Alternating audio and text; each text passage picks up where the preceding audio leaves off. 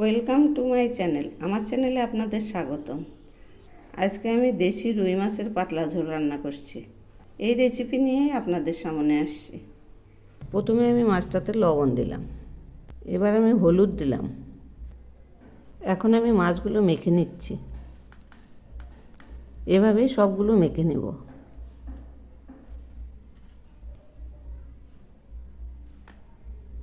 এবার আমি কড়াইয়ে তেল দিলাম।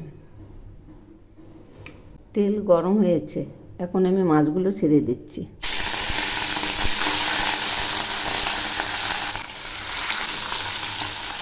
এক পাশ ভাজা হয়েছে, এবার উল্টে দিচ্ছি।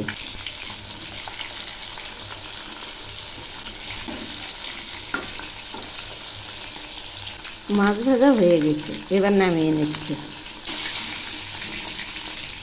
এভাবেই সবগুলো নামাবো। এবার ওই তেলে সামান্য কালো জিরা ফোড়ন দিলাম, আর দিচ্ছি ঝুরি করে একটা বড় পেঁয়াজ। একটু নেড়ে দিচ্ছি। সেই সঙ্গে দিচ্ছি কয়েক টুকরো আলু আর একটা টমেটো। এগুলিও নেড়ে দিচ্ছি। এগুলি আবার একটু নেড়ে দিচ্ছি। আলুগুলো ভাজা প্রায় হয়ে এসছে। এখন আমি এর মধ্যে দিচ্ছি কয়েকটা ঝিঙে। এবার আমি স্বাদ মতো লবণ দিলাম, পরিমাণ মতো হলুদ দিলাম, আর দিচ্ছি কয়েকটা চেরা কাঁচা লঙ্কা। এখন আমি এগুলি নেড়ে দিচ্ছি। তো বন্ধুরা, আমার রেসিপি যদি আপনাদের ভালো লেগে থাকে তাহলে সাবস্ক্রাইব করে আমার পাশে থাকবেন, আর কমেন্ট করে জানাবেন কেমন লাগলো। এগুলি আবার একটু নেড়ে দিচ্ছি। প্রচণ্ড গরমের জন্য এই রান্নাটা আমি ঝিঙে দিয়েই করছি। একদম হালকা করে করব এই রান্না। এই রান্নাটাতে আমি কোনো রকম মশলা দেব না, শুধু একটা টমেটো পেস্ট দিলাম। একটু নেড়ে দিচ্ছি। এগুলি এমনিই ঘন হয়ে যাবে, কারণ ঝিঙ্গাটা একটু গলে যাবে, তাহলেই ঘন হয়ে যাবে। এই রান্নাটা মশলা না দিলেও খেতে টেস্ট হয়। দেখুন না, এমনিতেই কত সুন্দর হয়েছে। মনে হয় এইরকমই খাওয়া যাবে। ঝিঙ্গাগুলো আরেকটু ভেজে নেব। ভাজা হয়ে গেছে, সবজিগুলো থেকে তেল ছেড়েছে। এখন আমি এর মধ্যে জল দিয়ে দিলাম। একটু নেড়ে দিচ্ছি।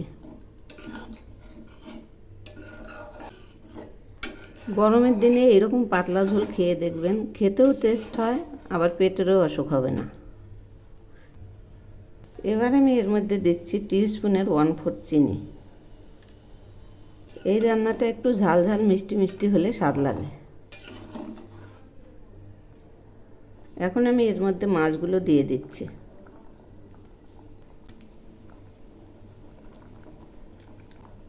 একটু নেড়ে দিচ্ছি।